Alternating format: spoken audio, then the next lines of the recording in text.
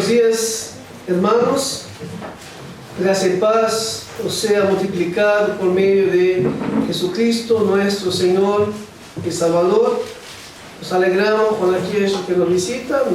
Alicia, damos gracias a Dios por tu vida, porque esté con nosotros y pueda sentirse muy bienvenida entre nosotros. Y pueda volver cuantas veces quiera, las puertas están siempre abiertas. Nos alegramos a ver también a Edward con nosotros. Siempre lo tenemos en los pensamientos y es una alegría para nosotros que pueda acompañarnos también en esta mañana. Les invito a los hermanos a que abran sus Biblias en la epístola de Pablo a los Colosenses capítulo 1, versículos 15 al 17. Colosenses capítulo 15, el versículo 1 al versículo 17. Colosenses capítulo 1, versículos 15 al 17.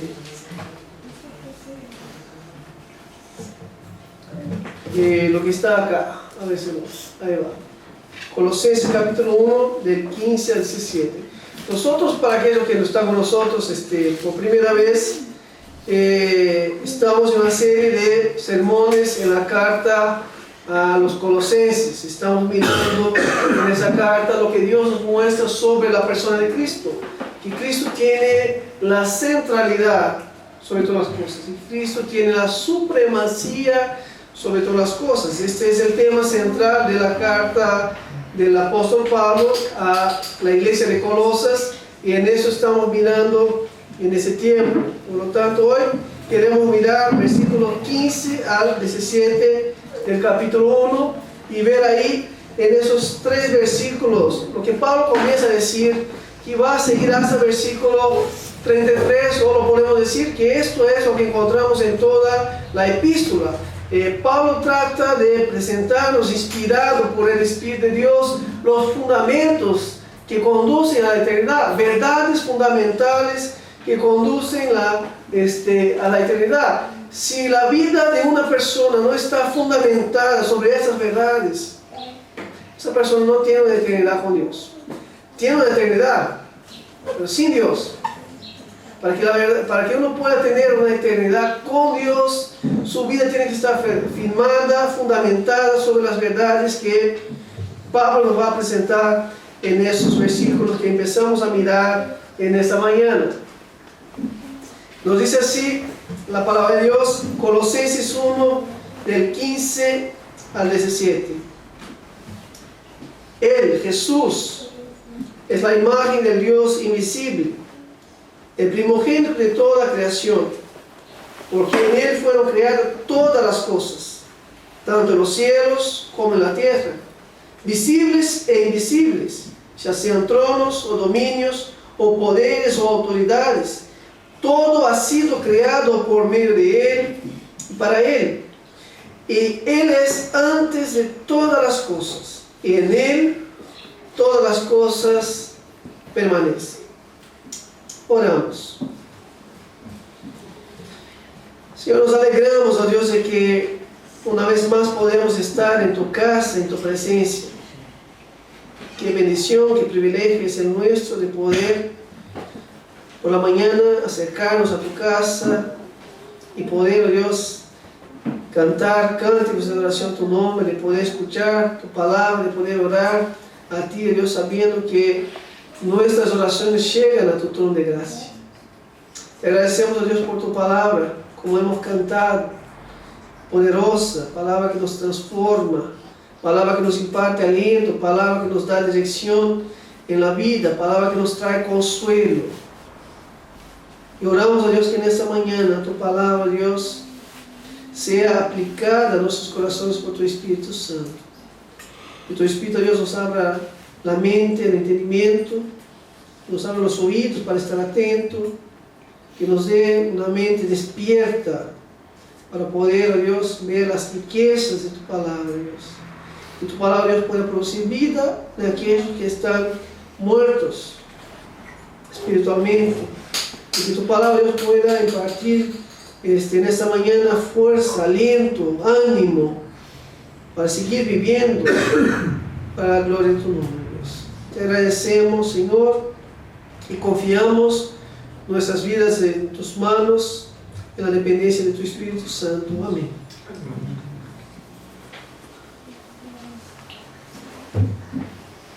El último sermón que vimos hace 2 domingos, miramos lo que el texto venía diciendo, versículos 13 y 14, de que Dios el Padre rescató a los creyentes del dominio de las tinieblas y los trajo a una nueva vida bajo el dominio de su Hijo, amado Jesús, y que Dios le dio a ellos pleno perdón de los pecados por medio del rescate efectuado por medio de Cristo en la cruz. Todo esto obra de Dios, obra de la gracia de Dios, quien rescata, quien transporta, quien perdona, quien redime al hombre por su gracia. Y los versículos que siguen, el texto nos mostrará, nos seguirá ampliando la revelación de quién es Jesús en su obra. El texto quiere llamar la atención a la persona de Jesús. La Biblia quiere que nosotros tengamos un conocimiento de quién es Jesús y de cuál fue la obra que vino a realizar Cristo en ese mundo y de la importancia. Y cuando celebramos la misa tenemos que entender que no se trata de un mero rito, sino que son verdades fundamentales, son verdades eternas, las cuales sostienen nuestras vidas delante de Dios. Dios quiere que nosotros crezcamos en el conocimiento de su voluntad, como hemos visto en los versículos anteriores. Dios quiere que nosotros andemos de manera digna de Él para su entero agrado. Y crecer en el conocimiento de la voluntad de Dios y poder andar de manera digna de Dios solamente es posible por medio de Cristo. Uno no puede conocer la voluntad de Dios si no tiene a Cristo. Uno no puede andar de manera digna de Dios si no tiene a Cristo en su vida. Sin conocimiento de Cristo no se conoce la voluntad de Dios. Sin conocimiento de Cristo, no puede andar de manera agradable a Dios. Por eso en esta sección de las Escrituras encontramos verdades que apuntan a la fundación de la fe cristiana. Las verdades que encontramos en ese texto son las verdades que sostienen la fe cristiana. Verdades que fueron defendidas ayer, celebramos el día de la Reforma. Verdades que fueron levantadas otra vez. ¿Por qué? Porque se había perdido. Hay una tendencia por parte de la iglesia de alejarse, de distanciarse de los fundamentos, de querer caminar en terrenos que no sean estables. Por lo tanto, Dios quiere que nosotros encontremos en esas verdades el fundamento seguro. Son verdades básicas, son verdades fundamentales sobre las cuales descansa la vida de los verdaderos creyentes. Solamente es un verdadero creyente aquel que descansa su vida sobre esas verdades. Cualquier persona que esté descansando en cualquier otra cosa que no sea esas verdades de la palabra de Dios, no es un verdadero creyente. Los versículos que vienen a partir del versículo, relatando el apóstol, comenzando con el versículo 15, se cree que eran parte de un himno que se cantaba en la iglesia primitiva. Un himno que era cantado en el primer siglo de la iglesia cristiana para la exaltación de Jesucristo como el divino Hijo de Dios. Y se cree que Pablo toma este himno inspirado por el Espíritu de Dios y lo agrega en esa epístola y lo va a poner otras cosas más, porque este himno era una viva expresión de la persona de Jesús y de su obra. Un himno que exalta a Jesús como el divino Hijo de Dios. Así tienen que ser los himnos en la iglesia. Así tienen que ser los cánticos que cantamos en la iglesia, bíblicos. Y este es un desafío que tenemos como iglesia en los tiempos presentes, de poder de chequear lo que cantamos. De que cuando cantamos tenemos que estar seguros que lo que cantamos es bíblico. Y este himno era un himno bíblico. La iglesia cantaba un himno a Dios que expresaba verdades fundamentales de la fe cristiana. Esos versículos nos presentan una descripción de quién es Jesús, de su posición y de su obra. Pero antes de mirar a los detalles de estos versículos, hay dos preguntas cruciales de suma importancia que me gustaría hacerles en esta mañana. ¿Quién es Jesucristo? Si te pidiera que explicara quién es Jesucristo, ¿qué es lo que dirías sobre Jesús? ¿Quién es Jesucristo? La primera pregunta. La segunda pregunta es, ¿vos lo conocés? Las respuestas a estas dos preguntas emanan de los versículos que hemos leído en esta mañana. La eternidad de nuestras vidas depende de que haya un entendimiento correcto, un entendimiento bíblico de estas dos preguntas. Es imposible estar bien con Dios si las respuestas a estas dos preguntas están mal. Si tu concepto de Jesucristo es equivocado, si vos no lo conoces verdaderamente, no estás bien con Dios.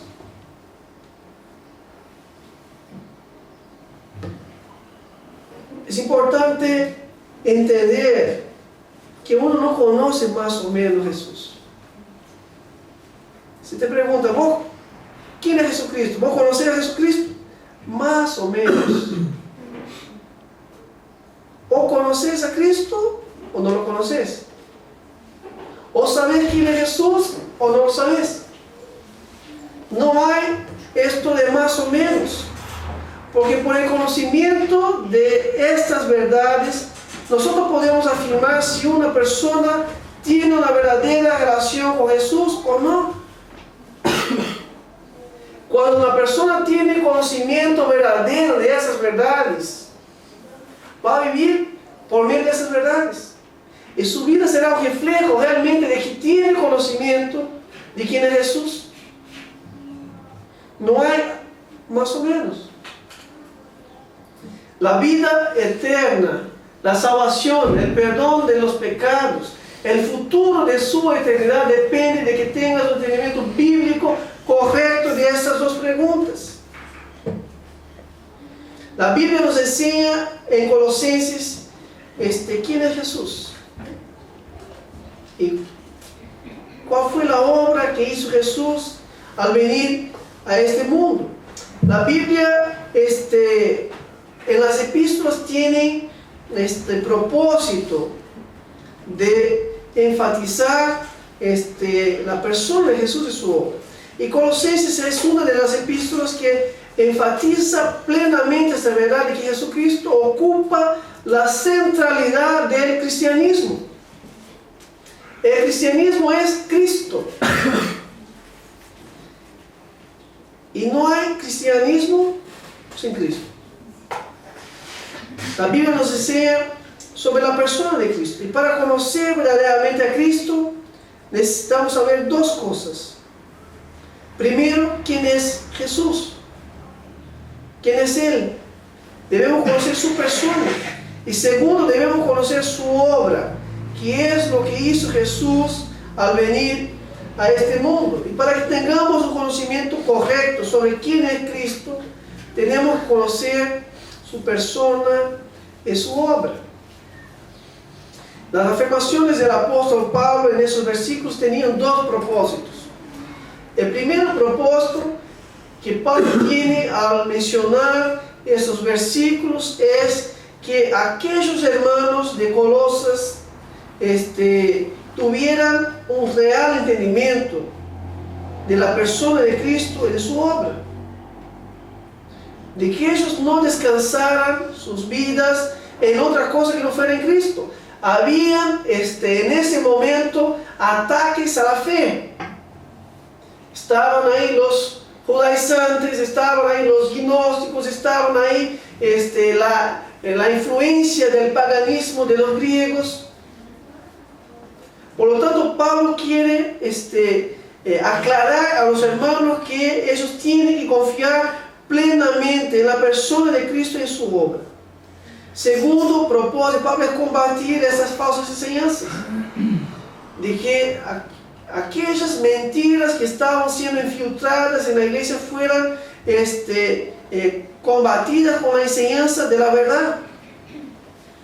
Aquellas enseñanzas buscaban a minimizar la persona y la obra de Cristo. Ya en aquellos días algunos buscaban a minimizar la persona y la obra de Jesús.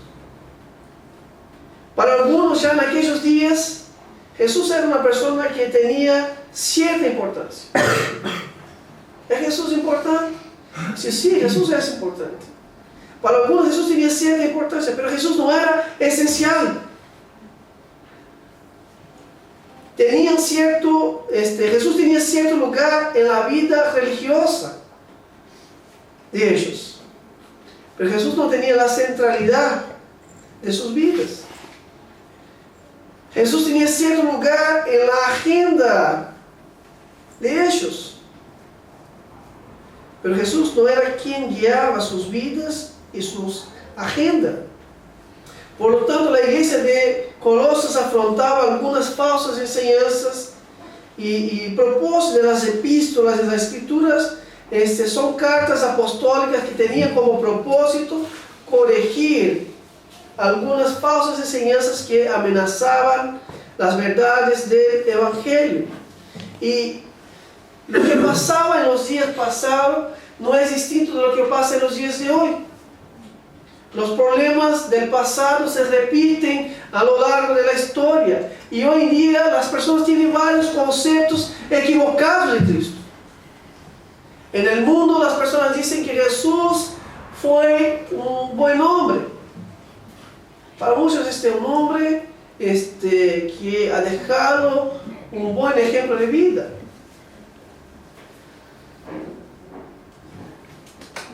Para otros dicen que fue un gran maestro. Ya las sectas dicen que, para algunos dicen que fue el primer ser creado por Dios. Otros dicen que Jesús fue un profeta que se destacó entre muchos profetas. Otros van a decir que es un Dios entre los muchos dioses. Otros van a decir es un mediador entre Dios y los hombres, pero no es el único. Hay otros que pueden ayudarte, que le van a pedir a Jesús. Falsos conceptos que generan una falsa fe. Si vos crees en un Jesús que no es bíblico, la verdad es que no crees en el Jesús de la Biblia. Si crees en un Jesús que es distinto de lo que dice la Biblia, vos no crees en el Jesús de la Biblia, por lo tanto no crees en Cristo. Por lo tanto, es importantísimo que nuestro concepto sobre Jesús, su persona, que nuestro conocimiento de Cristo sea bíblico. Y el deseo es que en esta mañana puedas salir de la iglesia con un entendimiento bíblico de quién es Jesús. Un entendimiento equivocado sobre las verdades bíblicas sobre Cristo y sobre su obra te llevará a vivir una religiosidad lejos de la gracia de Dios. Si no tenéis el concepto correcto, está viviendo una vida religiosa. Puede estar aún adentro de una iglesia, pero está lejos de la gracia de Dios. Solamente podemos estar bajo la gracia de Dios cuando estamos en el Cristo que la palabra de Dios nos presenta. Colosenses no es el único libro que nos habla sobre la persona de Cristo, sobre su obra. Nosotros lo estamos mirando los jueves también, el libro de Hebreos. Hay otros libros de la Biblia que describen la persona de Cristo, pero estos versículos que encontramos en el libro de Colosenses son completos. Nos traen la riqueza de la persona de Cristo. Por lo tanto, en esta mañana queremos, a través de esos versículos, conocer quién es Jesús, o crecer en nuestro conocimiento de quién es Jesús. Segundo, queremos entender porque Jesús es quien la palabra de Dios dice que Él es, y Él hizo todo lo que hizo. Por lo tanto, Jesús, si yo lo conozco verdaderamente, Jesús debe tener la primacía sobre todas las cosas en mi vida. Si no, yo no tengo un conocimiento verdadero de Jesús. La primera verdad, yo quisiera compartir en ese texto 3 verdades fundamentales que nos hablan sobre la persona de Jesús. La primera verdad que nos muestra el texto está en el versículo 15. Y la primera verdad que encontramos en el versículo 15 nos dice que Jesús es Dios. Dice el versículo 15, Él es la imagen del Dios invisible, el primogénito de toda creación. El texto comienza exaltando la persona de Cristo, diciéndonos que Él es la imagen de Dios invisible.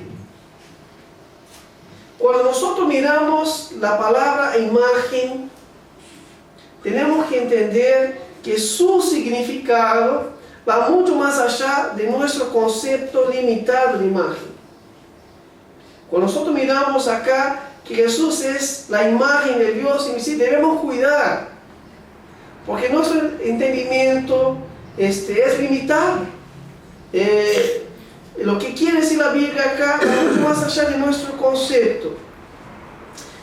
Por ejemplo, cuando ustedes miran mi anillo, mi alianza, ustedes saben que yo estoy casado con Sandra. Entonces, cuando miramos el anillo de una persona, sabemos que esa persona está casada con alguien.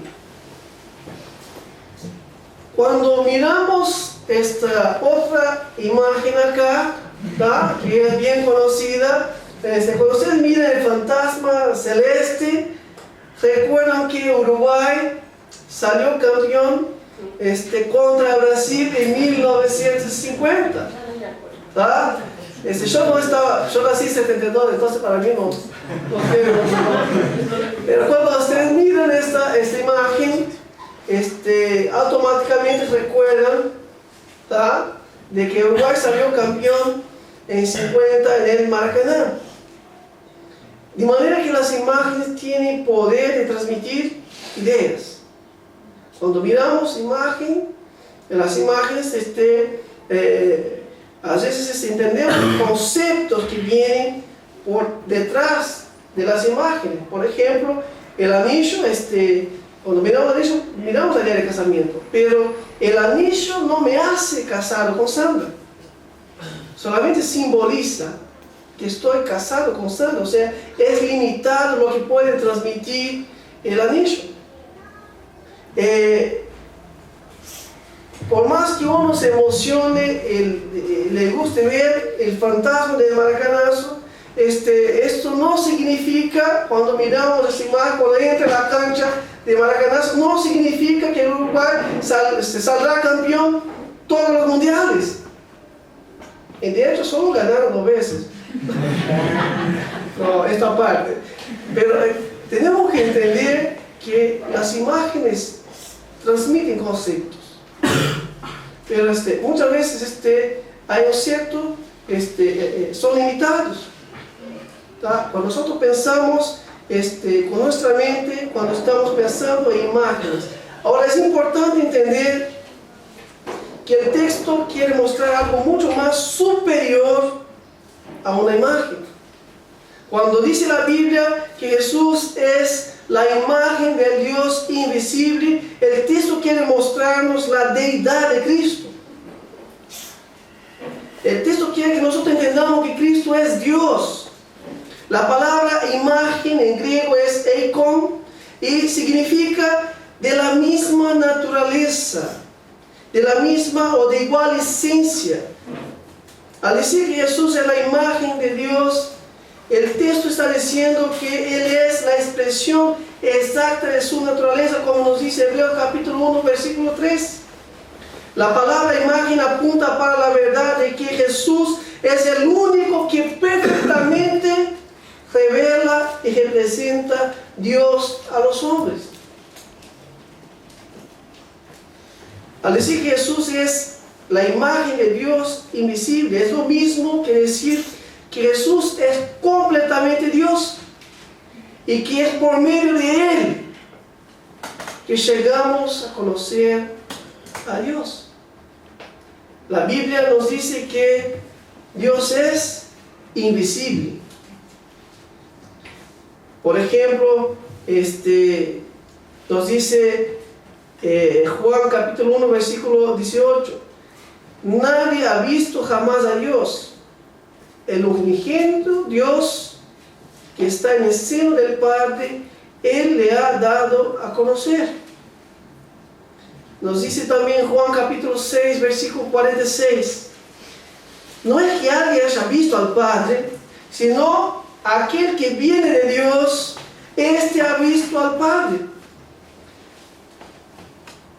1 de Juan 4:12: a Dios nadie le ha visto jamás.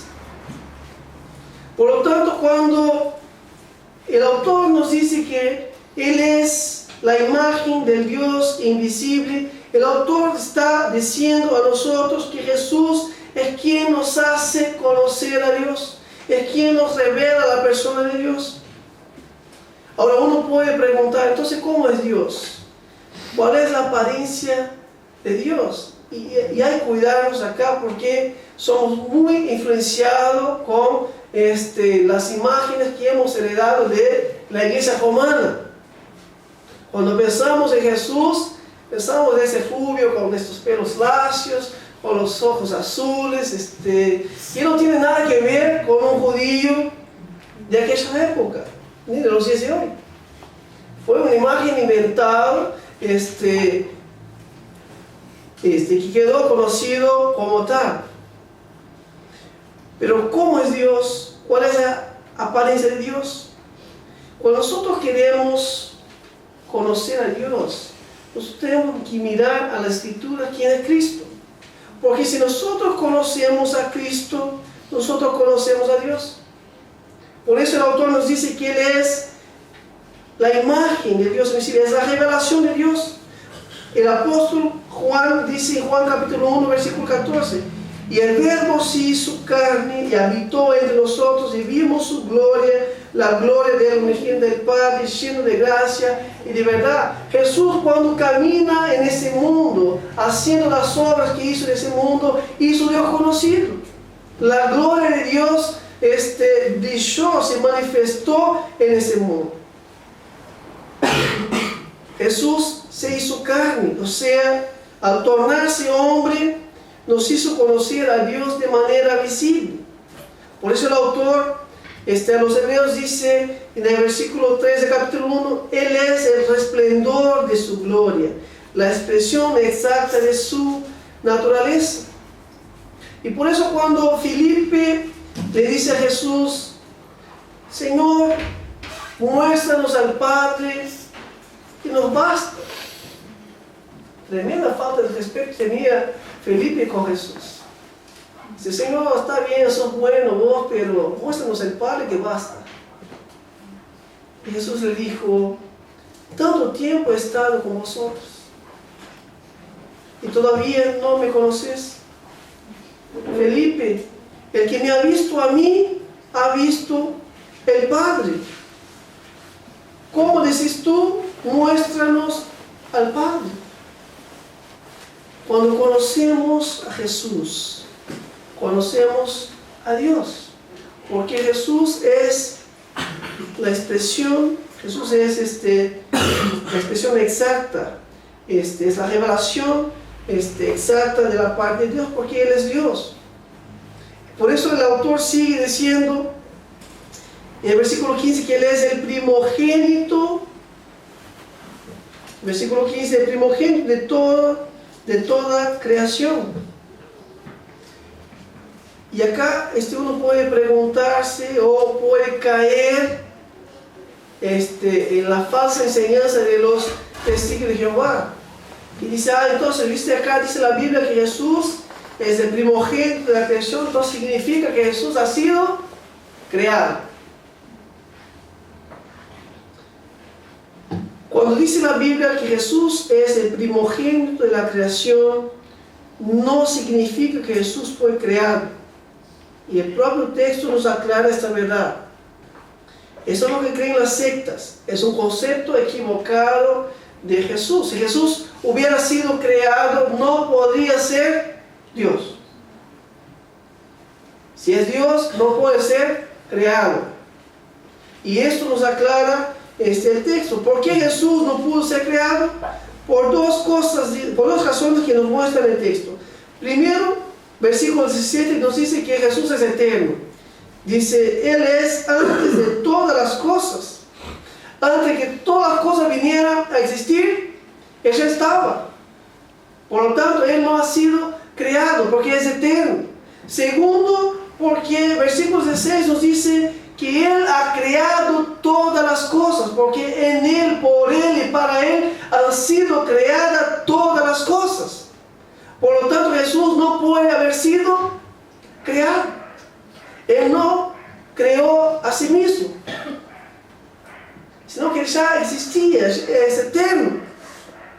Él no fue creado por nadie, porque Él es antes de todas las cosas, sino que en Él, por Él y para Él han sido creadas todas las cosas.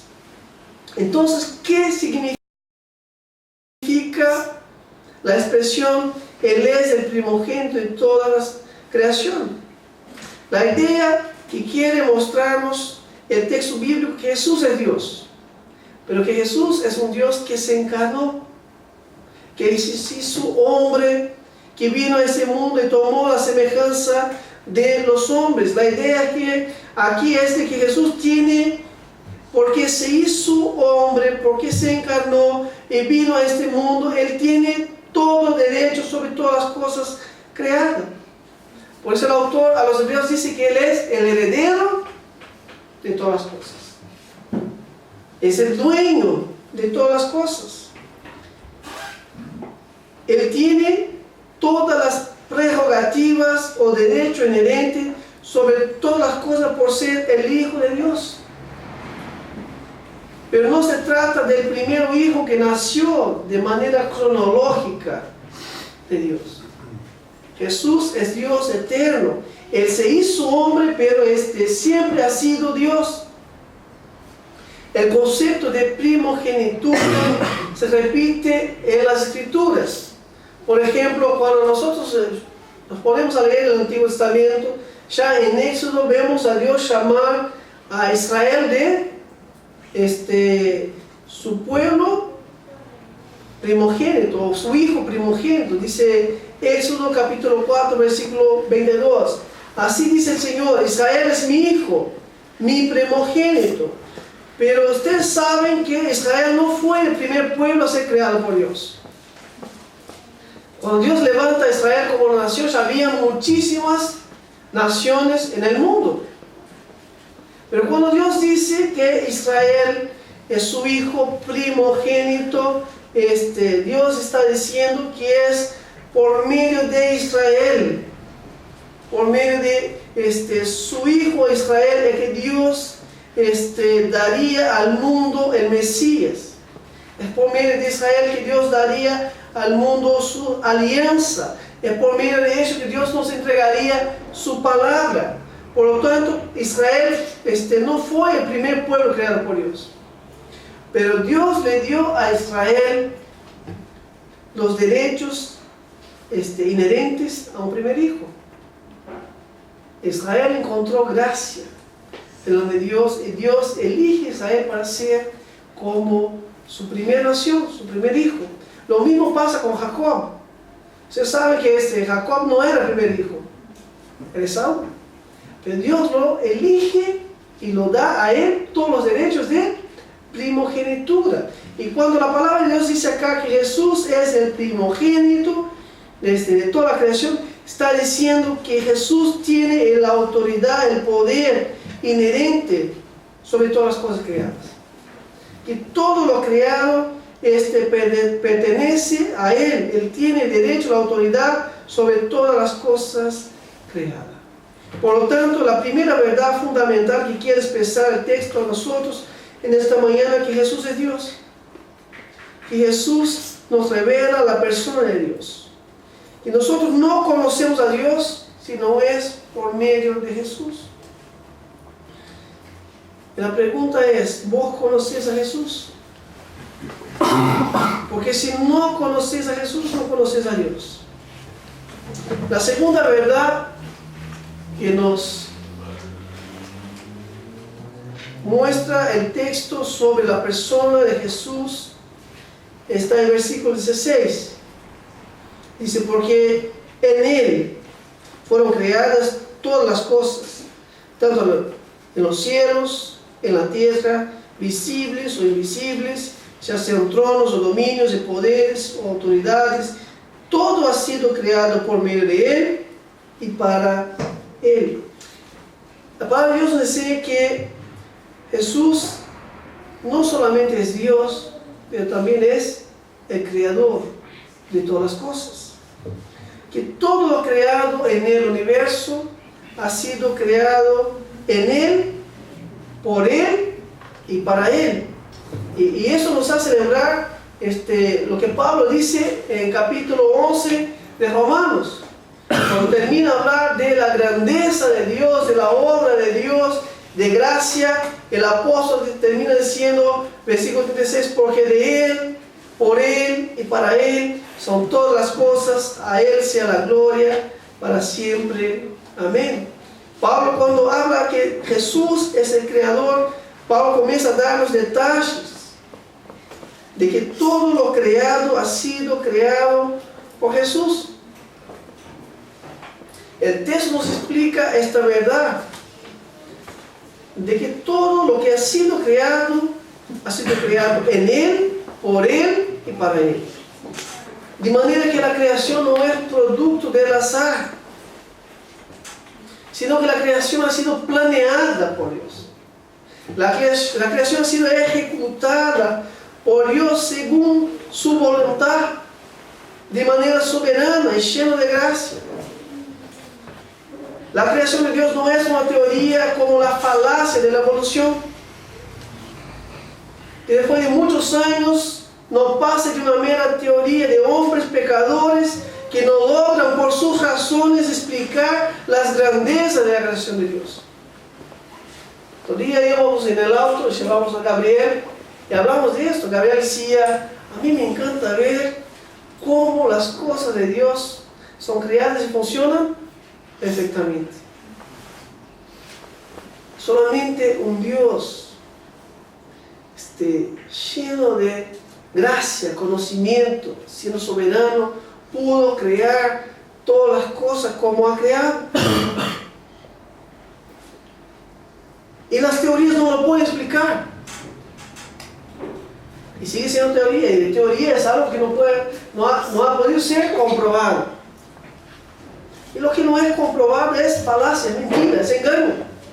Y hay muchas personas que caminan tras el engaño. La palabra de Dios nos dice que todo lo creado fue creado por Él. Y nada de lo creado escapa de Él. Cuando dice acá, versículo 16, porque en Él fueron creadas todas las cosas. No es algunas cosas. Aquí todo lo que ha sido creado por Él. Cada molécula, cada partícula, cada centímetro de lo creado sea en los cielos, o sea en la tierra, sea en el mundo visible, o sea en el mundo invisible, fueron creados por Cristo.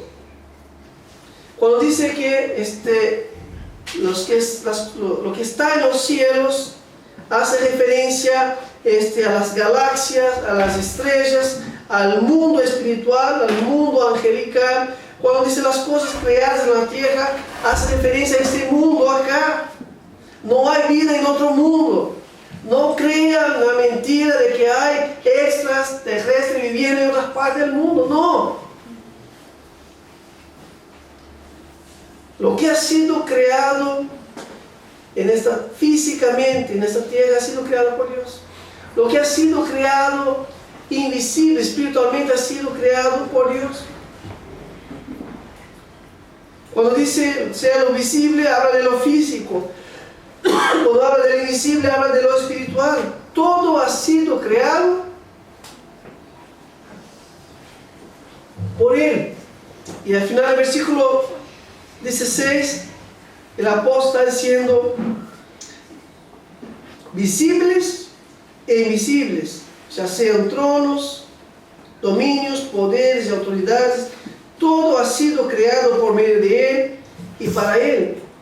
Tenemos que entender cuando Pablo está diciendo acá las palabras, sean tronos, poderes, autoridades, Pablo está haciendo mención al mundo espiritual, a una jerarquía que hay entre los ángeles, que todo ha sido creado, lo que ha sido creado en el mundo espiritual ha sido creado por Él.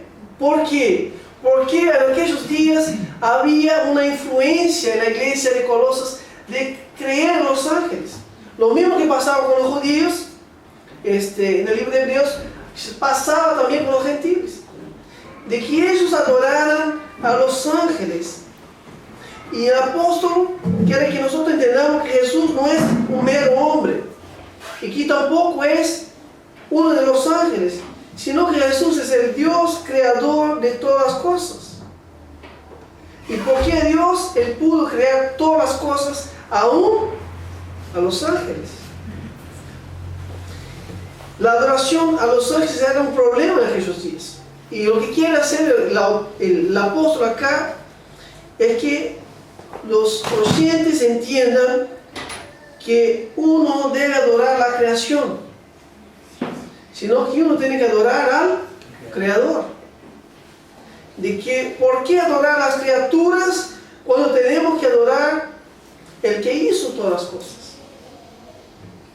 Todo fue creado por Él, por su poder, por el poder de su palabra. Por eso el apóstol Juan dice en su Evangelio, capítulo 1, versículo 1 al 3, en el principio existía el verbo, y el verbo estaba con Dios, y el verbo era Dios. Él estaba en el principio con Dios, todas las cosas fueron hechas por medio de Él, y sin Él, nada de lo que ha sido hecho, fue hecho. Y dice el autor de los Hebreos, en estos últimos días nos ha hablado Dios por su Hijo, a quien constituyó heredero de todas las cosas, por medio de quien hizo también el universo. Él es el esplendor de su gloria, la expresión exacta de su naturaleza, y sostiene todas las cosas por la palabra de su poder. La revelación bíblica nos dice que todo lo creado tiene un creador, y que este creador es Jesús, y que como creador Él estableció un propósito para su creación. Como un creador soberano, Él crea las cosas y pone propósito para su creación. Por eso dice, todas las cosas fueron creadas en Él, por Él y para Él. Cuando el autor dice, por eso, todas las cosas fueron creadas para Él, el autor quiere que nosotros entendamos que todo lo creado por Dios ha sido creado para su gloria. Que todo lo creado por Dios fue creado por Dios para el beneplácito de su voluntad, es decir, para su placer. Dios no necesitaba nada de lo creado. Dios creó todas las cosas por su propia voluntad y para su placer y para su servicio. Para que todas las cosas puedan rendirle adoración, puedan rendirle culto a Él. Como hemos leído esta mañana en el Salmo 100, nosotros no hemos creado a nosotros mismos, sino que hemos sido creados por Cristo, con el propósito de vivir para Cristo, sometidos a Cristo. Este mundo pertenece a Dios, y al ser creado por Dios, nos toca hacer las cosas de la manera que Dios quiere. Quien creó todas las cosas fue Dios. Y de las cosas creadas estamos nosotros. Y todo lo que Dios ha creado, seamos nosotros las demás cosas, Dios creó para que haga las cosas como Él ha establecido. De manera que yo no puedo vivir mi vida como me antoja, como quiero. Sino que yo tengo que vivir mi vida de la manera que Dios quiere. Hay personas que piensan que pueden hacer las cosas a su manera. No, yo hago las cosas a mi manera. La verdad es que nosotros no tenemos el derecho de hacer las cosas de nuestra manera. Somos llamados a someternos al Creador. Porque nosotros no tenemos nuestro propio universo. Alguien dijo que si uno quiere hacer las cosas a su manera, entonces que cree su propio universo, cree su propio mundo. Pero mientras vivamos en el mundo de Dios, tenemos que someternos a las leyes de Dios.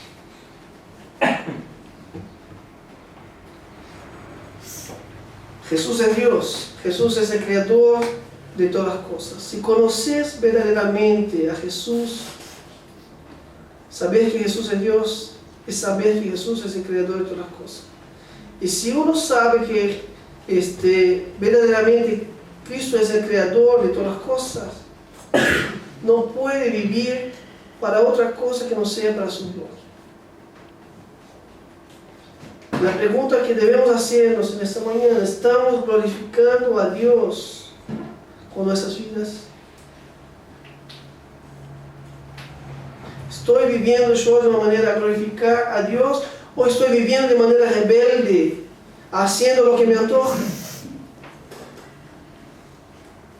Dios juzgará a cada rebelde con juicio eterno. Porque Dios nos ha creado para vivir como Él mismo ha establecido por su voluntad. La tercera y última verdad que quisiera compartir en el texto de esta mañana es que Jesús sostiene todas las cosas. Jesús es Dios, es el creador de todas las cosas, y Jesús sostiene todas las cosas. La tercera verdad que encontramos en el texto está muy clara en el versículo 17. Él es antes de todas las cosas, y en Él todas las cosas permanecen. Esta es una verdad que nos trae consuelo. Cuando nosotros conocemos a Jesús, ¿quién es Jesús? Nosotros descansamos en Él. Tenemos lo que la Biblia llama de paz. Una paz que sobrepasa todo entendimiento. Nosotros dormimos tranquilos porque sabemos que Él gobierna y sostiene el mundo con su poder. Que nada escapa de las manos de Dios. Puede parecer a nosotros que las cosas están fuera de las manos de Dios. Es porque nosotros no estamos mirando las cosas con la perspectiva de quién es Jesús, sino que estamos abrumados con las circunstancias de la vida. Porque cuando nosotros conocemos a Jesús y sabemos que Jesús es Dios, es el creador de todas las cosas, que Él es eterno, sabemos que Él sostiene todas las cosas, que todo lo creado descansa en sus manos. Descansamos, sabemos que podemos despertar por la mañana y saber que el mundo está en caos. ¿Por qué el mundo no está en caos? Porque hay alguien que lo sostiene. ¿Y sabe quién sostiene el mundo para que las cosas estén funcionando como tienen que ser? Nos dice acá la Biblia: Jesús. El sol sale todos los días como tiene que ser. La luna, las estrellas, vienen las estaciones. La tierra cumple su rotación todos los años de la misma manera. Las estaciones vienen y cumplen con su papel, con el propósito que Dios ha establecido. Todas las cosas funcionan como tienen que ser. ¿Por qué? Porque hay un Dios que sostiene todas las cosas. Las leyes de la naturaleza, las leyes científicas, son todas leyes divinas. Los hombres no inventan las leyes, sino que las descubren. Descubren y se quedan maravillados de cómo funcionan las cosas perfectamente. Pero la Biblia nos revela que todo funciona como tiene que ser, porque Dios soberanamente gobierna y sostiene el mundo en sus manos. Pero no solamente el macro, pero también el micro. Dios no solamente sostiene el mundo, sino que Dios sostiene nuestras vidas. Mi vida descansa en las manos de Dios. Es Dios quien tiene el control de nuestras vidas. No pienses que podés mantener tu propia vida. Nadie puede mantener su propia vida. Hay muchas personas que en el momento de desespero, que están a punto de morir, claman en agonía diciendo: por favor, no me dejen morir. ¿Por qué? Porque saben que no pueden sostener sus propias vidas. ¿Quién de nosotros podemos sostener nuestras propias vidas?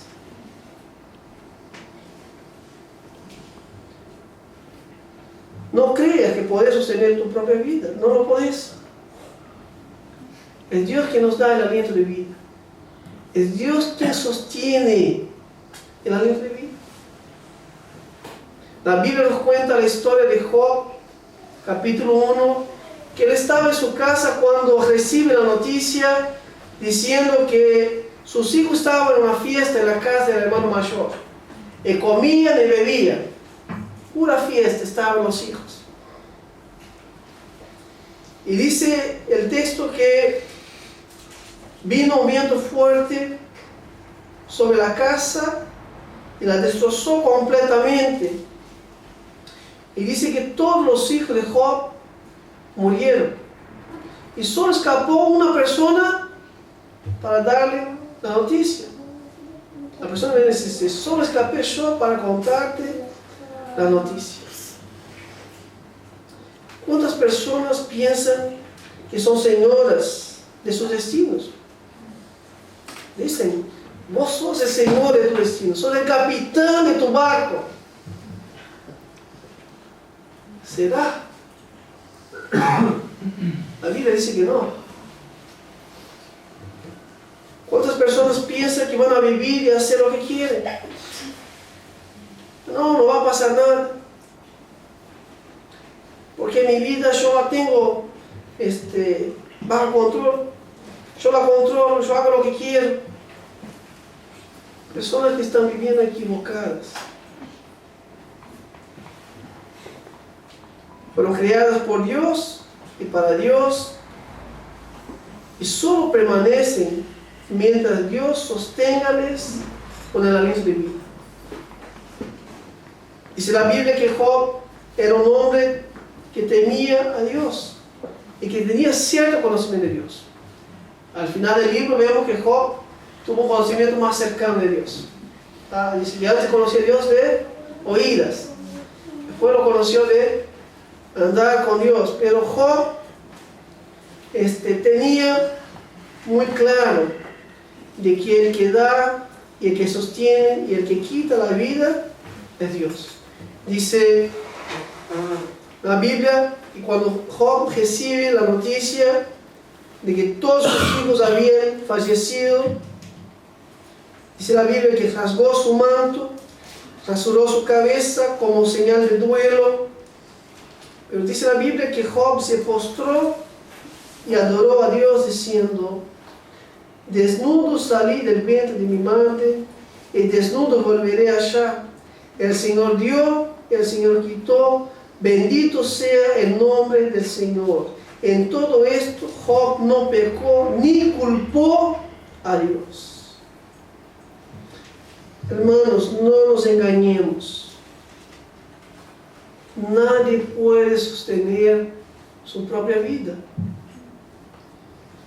Si estamos viviendo, porque Dios sostiene nuestras vidas.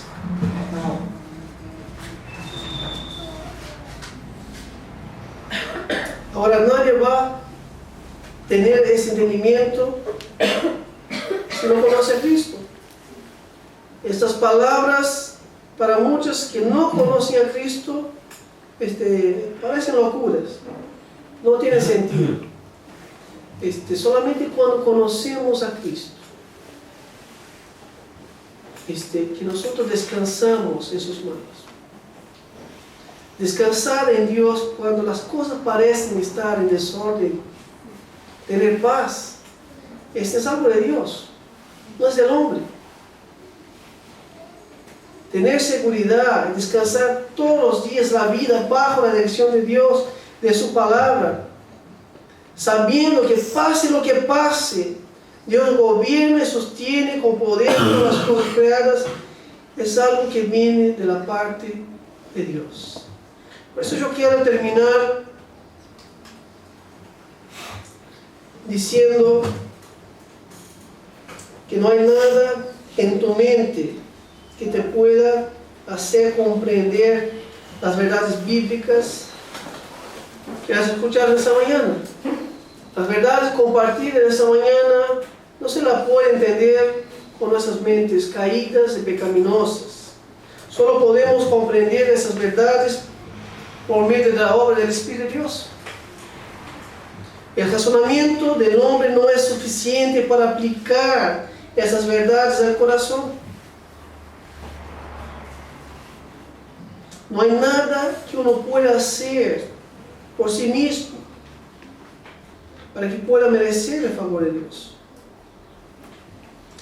La Biblia nos dice que solo podemos recibir el favor de Dios por su gracia, por medio de su Hijo Jesús, que solo hay salvación en su nombre. Hechos capítulo 4, versículo 2 dice: y en ningún otro hay salvación, porque no hay otro nombre bajo el cielo dado a los hombres en el cual podamos ser salvos.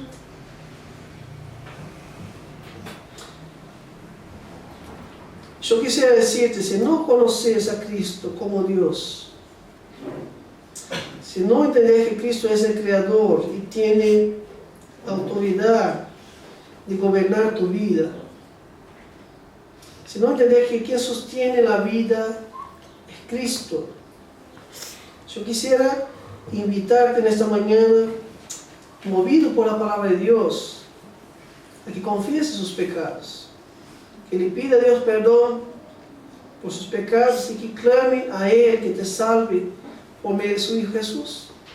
Quien salva es Jesús. Pídele a Él que te salve. Señor, antes yo venía a la iglesia, Señor, yo pensaba que te conocía, pero yo no te conozco en realidad. Pídele, Señor, ayúdame a entender que tú eres Dios. Ayúdame a entender que tú eres el Creador y tienes autoridad sobre mi vida. Ayúdame, Señor, a vivir cada día en la dependencia, reconociendo que mi vida depende de ti, tú eres el que sostiene mi vida. La Biblia dice: porque de Él, por Él y para Él. No podemos vivir para nadie más. No podemos vivir de otra manera que no sea para glorificarlo. Y yo quiero desafiarte en esta mañana a pedirle a Dios que te dé la gracia para vivir de una manera que le agrada a Él, para vivir para el propósito para el cual Él ha establecido para que vivas. Y si ya hemos llegado a conocer esas verdades que sostienen nuestra fe, que sostiene nuestra relación con Dios, quisiera desafiarte a dar gracias a Dios en esta mañana. Sea agradecido. Y más, no solamente sea agradecido, sino que viva de una manera que conviene. Viva de una manera que da testimonio verdaderamente que has conocido a Él. Hay muchos que dicen que lo conocen, pero no viven de una manera que conviene. Y la Biblia dice que son mentirosos y que se engañan a sí mismos. Por lo tanto, si confesamos que Él es nuestro Señor y vamos de una manera que sea digna de Él, agradable a Él, dando frutos de buenas obras para su entero agrado. Quiero invitarlos a orar en ese momento y a prepararnos a participar de la mesa del Señor. Señor, te agradecemos por tu palabra, porque no podemos conocerte a ti, Señor, si no es por medio de ella. Te agradecemos a Dios porque por medio de Cristo llegamos al conocimiento de Dios. Él es la imagen de Dios invisible, primogénito de toda la creación. Gracias, Señor, por revelarse a nosotros. Gracias, Señor, porque por medio de tu palabra llegamos al conocimiento de que Jesús es Dios y que Él vino a este mundo con el propósito de hacerse hombre para conducirnos a ti. Nadie viene al Padre si no es por Jesús. Gracias, Señor, porque tú eres el creador de todas las cosas. Los ángeles no pueden compararse contigo. Los hombres, con toda su inteligencia, no son nada delante de ti. Tú eres el creador de todas las cosas. El mundo no fue creado por azar. Las cosas no se dieron por casualidad, sino que hay un Dios poderoso, omnisciente, que ha creado todas las cosas de manera soberana para los propósitos eternos. Y en esta mañana, Dios, que tú nos ayudes a entender que no podemos vivir para otra cosa, de otra manera que no sea para tu gloria. Es cierto que el hombre sin Dios está cegado, está muerto espiritualmente y camina en desobediencia, como hijo de desobediencia, según las pasiones de la carne, de manera rebelde. Y solamente tú, Señor, puedes cambiar la vida del hombre. Los versículos 21 y 22 van a decir que el hombre sin Dios está alejado de Dios, que el hombre sin Dios es enemigo de Dios. Te pedimos, Dios, que por tu gracia, aquellos que estén entre nosotros, que todavía no tienen un verdadero conocimiento de Jesús y de su obra, que tú obres en sus vidas, Señor. Que tu Espíritu Santo, Dios, obre de tal manera, Dios, de que pueda provocar, Dios, generar ese nuevo nacimiento. Y que tengan vidas verdaderamente transformadas, no solo de boca, pero de hecho, de verdad. Para que puedan vivir de una manera que es un reflejo vivo de la relación y conocimiento perfecto de Cristo. Danos, oh Dios, el entendimiento de que eres tú quien sostiene nuestras vidas.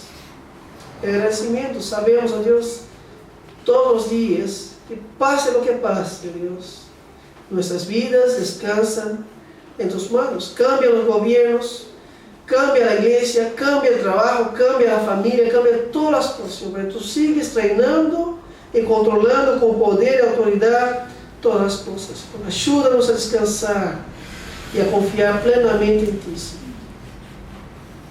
Y pedimos, oh Dios, danos un corazón agradecido y ayúdanos a vivir, oh Dios, de manera digna de la mesa, del sacrificio realizado por Cristo en nuestro favor una vez por siempre. Es lo que te pedimos, Señor, agradecidos en el nombre de Jesús. Amén.